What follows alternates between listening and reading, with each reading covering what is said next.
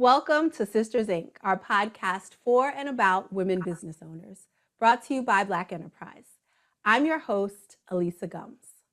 Black women are the fastest growing group of entrepreneurs in America, and on every episode of Sisters Inc., we'll sit down with one successful CEO and share how she slays the challenges of being a Black woman in business. Today's episode is all about perfecting the pop-up. We're chatting with Kaylin Johnson Chandler, the founder and creative director of Effie's Paper, a lifestyle brand specializing in stationery, gifts, and desk accessories, and powered by Black Girl Magic.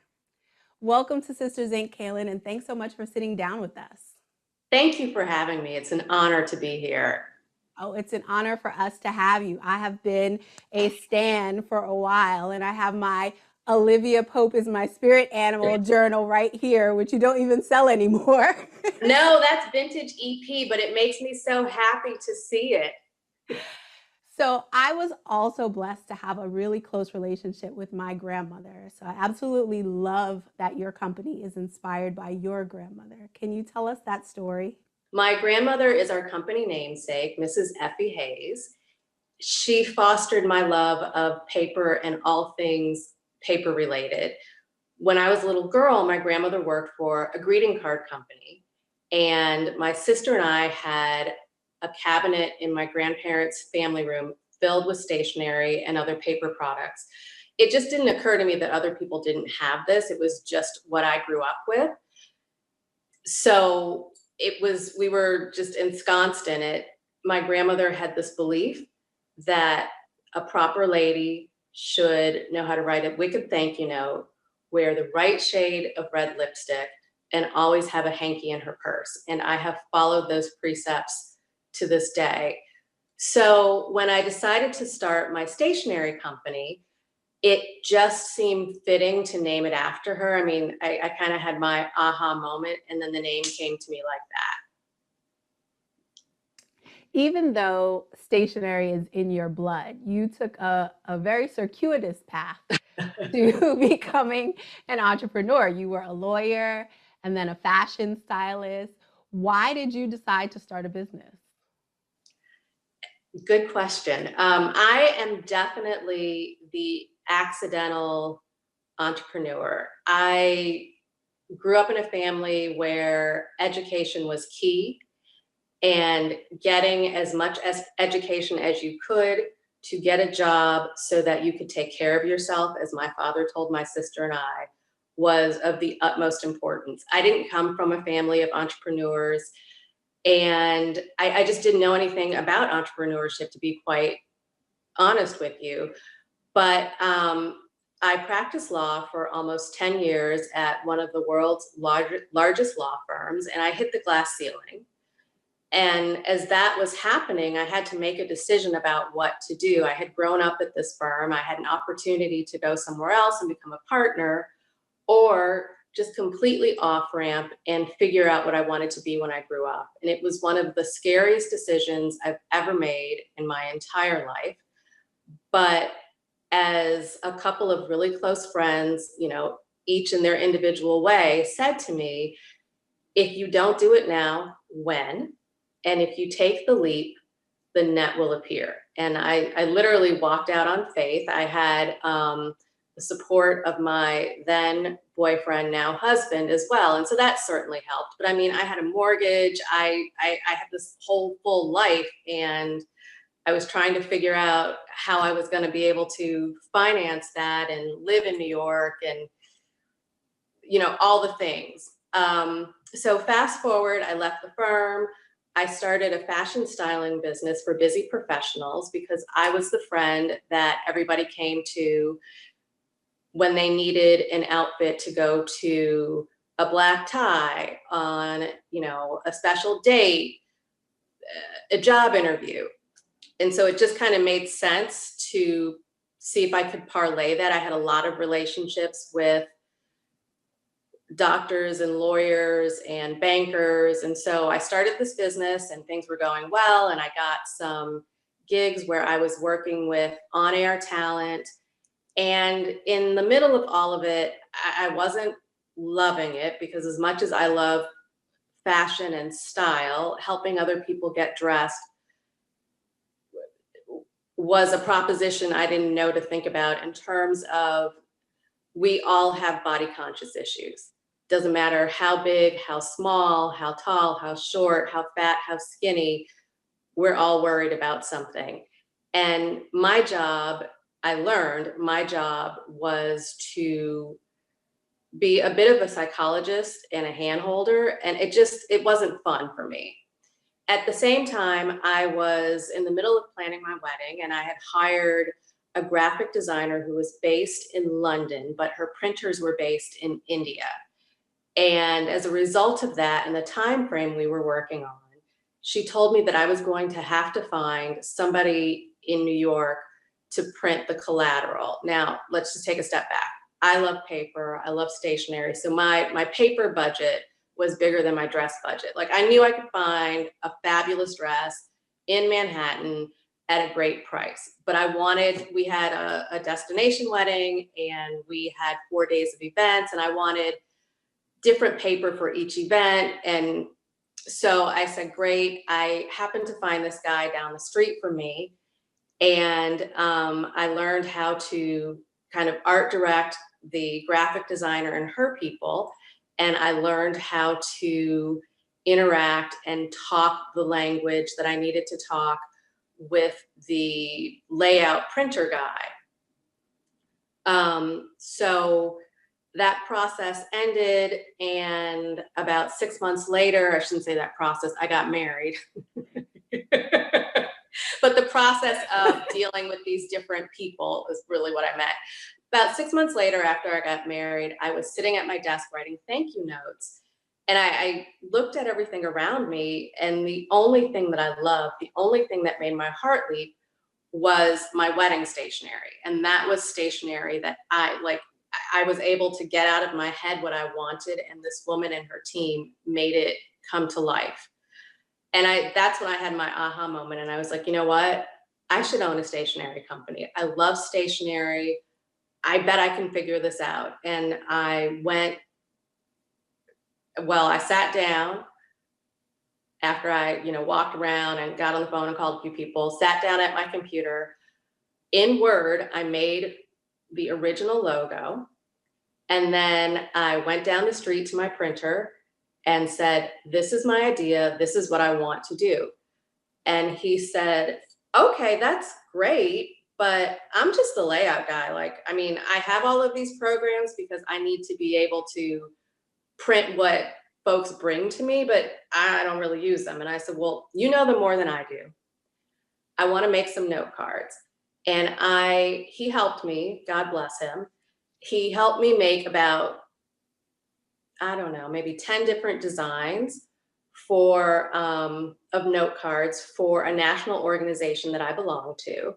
I was going to their national conference about 2 weeks later.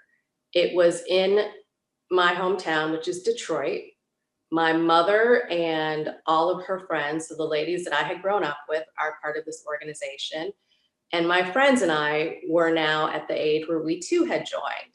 So I go to this conference. I'm walking around with my little paper tote bag filled with stationery. I'm bumping into people I haven't seen in years. And they're saying, hey, what's going on? It's so good to see you. And I was like, oh, I just got married and I started a stationery company. You want to see? And I pulled the stationery out, and they were like, oh my God, this is great. How much is it? And I sold out. And at that point, I got my proof of concept and knew that I was on to something, and went home and hired a graphic designer to help me with my first set of designs and to begin to teach me how to use these design programs. It's kind of as simple as that. I have to say you are in the right industry, because I have never before met a bride who said that her paper budget was bigger than her dress budget. Like, that should have been your clue right there, that this is the path for you in life.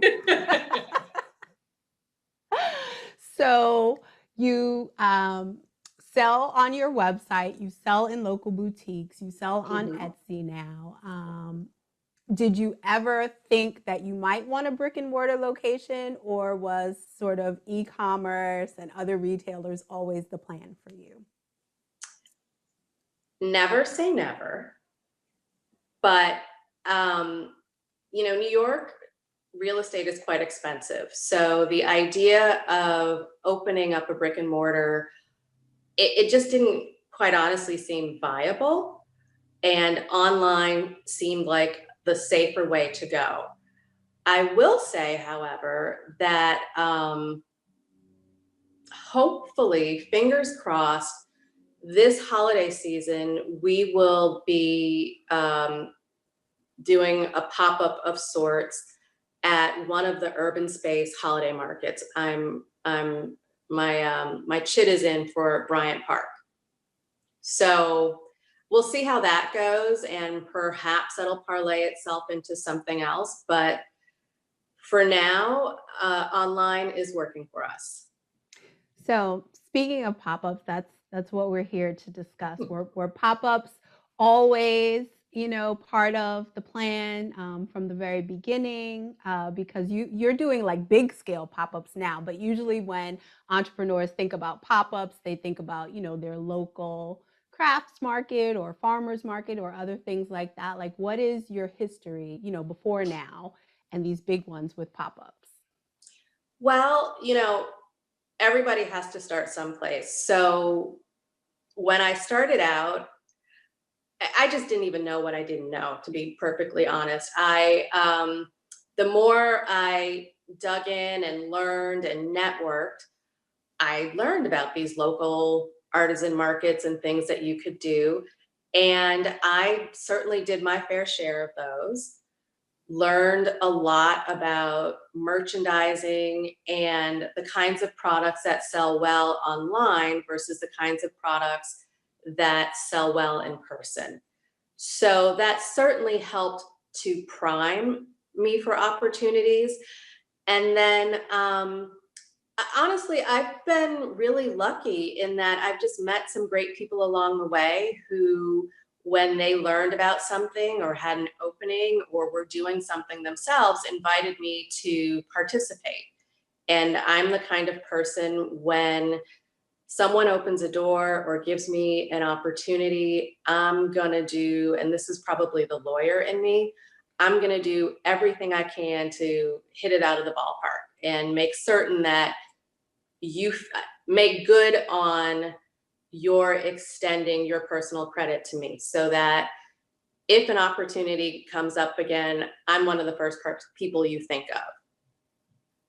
So let's talk about the networking that goes behind that, because you have had some awesome opportunities. I first met you many, many years ago at something that Macy's does called the Workshop, where they showcase designers of color and bring out, their customers, the Mm-hmm. media. That was an opportunity. You also last year were part of Buy from a Black Woman tour at H&M here in New York Yes. City, and then back for their holiday market. So how do you get plugged into these opportunities? Um, Networking and quite frankly, girlfriends. I learned about the workshop at Macy's from a friend who worked at Macy's and told me about it. And that was in I did the workshop in 2014. So my business and my foray into the world of stationery was very, very new. And I had heard about it online, but it wasn't something that I thought was appropriate for me, because I didn't think that I was at the right time and place. And she said to me, don't sell yourself short. I think you can do this. I wouldn't tell you if I wouldn't suggest it to you if I didn't think you could do it. And I said, okay. And I did it. And the same with Buy from a Black Woman. It's an organization created by a Black woman for Black female entrepreneurs to help showcase, spotlight, and push us into the mainstream. I joined the organization probably 4 or 5 years ago, and did what was asked of us. If Nikki sent out an email saying, hey, I need you to do X, Y, and Z, and it was never a heavy lift, I would say, okay, I'll do X, Y, and Z. And then last June, actually, I think it was, when she partnered with H&M, got an email saying, hey, we're having a hands-on call, something I want to share with everyone. It's at 7:00 on Tuesday evening. I was in the middle of crazy for a huge project that I was working on, but I dialed in at 7:00. Everybody who dialed in got to be a part of that national tour last summer. And as I said to you, I wasn't going to show up and not do what I needed to do. So I did, and it was amazing and so much fun, and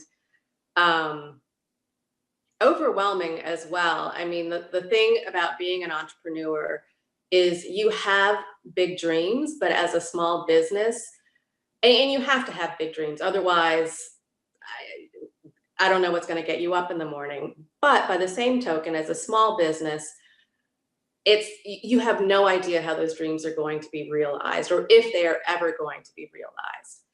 And when I walked down Fifth Avenue, the morning of that pop-up, it hit me that, like, wow, my products that were in my head that I designed are being sold in Manhattan on Fifth Avenue. Like, I'm getting verklempt just thinking about it, because I could not have made that happen myself. That was other people looking out, working to make it happen. Like I said, I wanted to make it an amazing experience for myself, for my team, for Nikki and her team, for the folks at H&M.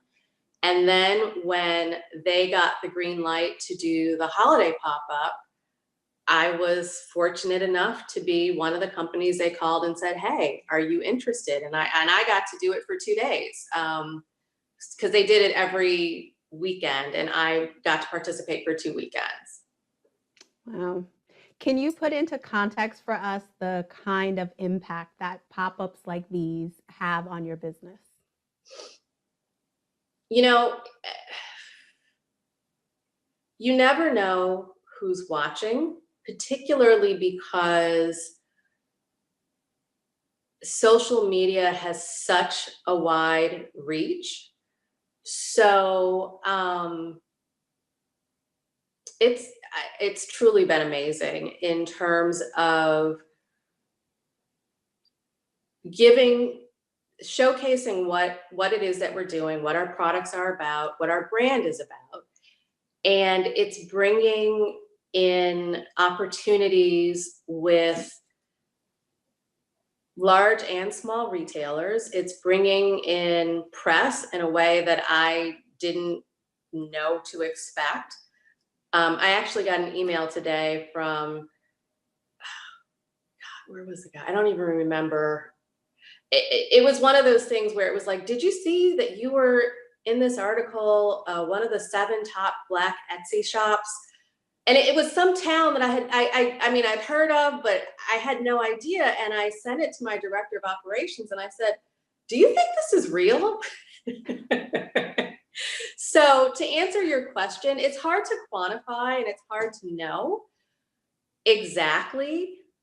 But what I do know is that people are watching and seeing what it is that we're doing. And in the past 10 days, I would say, I've gotten some phone calls that I didn't expect to receive for some opportunities that I didn't know to think about. Yeah. Right now, you have an exclusive collection in select Walmart stores and at walmart.com. Tell us a little bit about how it came about, but what I really want to hear is that I know you're hoping to turn this opportunity into an ongoing placement with seasonal collections. And so what are some of the marketing tactics you've put behind this pop-up in order to help you meet your goal of selling out? Okay, so the first part of your question, Again, through relationships and pop-ups, I have been involved with, it's not so much an organization as, well, let me put it a different way. I have I have been asked to participate for the past 4 or 5 years in a pop-up put on by a Black woman in New York named Renee Blewett. Her pop-up is called In Her Shoes. I think they just changed the name to She Did That because Renee did a film, a documentary about Black female entrepreneurs called She Did That. Um, and prior to the pop-up, she generally does a list of, this is all leading into the holiday season. So every November, she does a list of like a gift guide featuring different Black female-owned brands. And about 5 years ago, she featured Effie's paper. We did the pop-up. And about 6 months after that, out of the blue, on a Friday afternoon, I had literally just landed in Dallas. We were visiting friends. My phone rang, and it was the chief diversity supplier at Walmart. And he said, I'm on your website. And I said, oh, wow, okay. How did you learn about Effie's paper? And he said, I read about you on Renee Blewett's blog, and I like your website, so I thought I would reach out. You could have knocked me over with a feather. So I've been nurturing that relationship for the past 4 or 5 years. Again, I love paper. I believe in sending handwritten notes and holiday cards. So at the end of 2020, we sent him a holiday card, and the top of 2021, I got a phone call saying, hey, we are looking to bring more brands owned by people of color in store. I would love to connect you with the head of our paper and stationery division. Is this something you might be interested in? And I said, absolutely. And that's how this Walmart opportunity came to be. So again, we are a small company. I have a team of really hardworking, dedicated women, and I spell women with an X, but we're small. And this was a daunting prospect. But I was determined to do what I needed to do to make it happen. And we launched in 200 Walmart stores last week. So there's that. And then your question with respect to marketing, it's guerrilla marketing. It is reaching out to just about everybody I know to let them know about this opportunity and asking them to tell their friends and so on and so on and so on, which is what I did when I first started Effie's paper. I've also learned in a short period of time that there are Walmart influencers. There are women and men who are making good livings on platforms like Instagram, influencing their audiences to buy from Walmart. And so I am partnering with some of those folks to help get the word out. And then I'm going to circle back a little bit because part of your question was just the branding of all of this. When we were talking with our buyer about what the display would look like and learned that it was something we could design and make it totally our own, I knew that that was my opportunity to do something that was very on brand for us, that would fit in with the stores, but would help us stand out so that, God forbid if this doesn't move in the direction I'd like for it to, it's something that people will remember. And not only something that people will remember, but they will come to our social feeds and our website and see what we're about and learn more and, become a part of the fold. Because at the end of the day, this is, for me, an opportunity to just get the word out to people that might not have ever heard about us before. So I wanted to make sure that we had a good showing. Yeah. So somehow we have already run out of time, but I cannot let you go without asking you, with so much experience under your belt now, what advice do you have for other entrepreneurs who are considering pop-ups as a business strategy?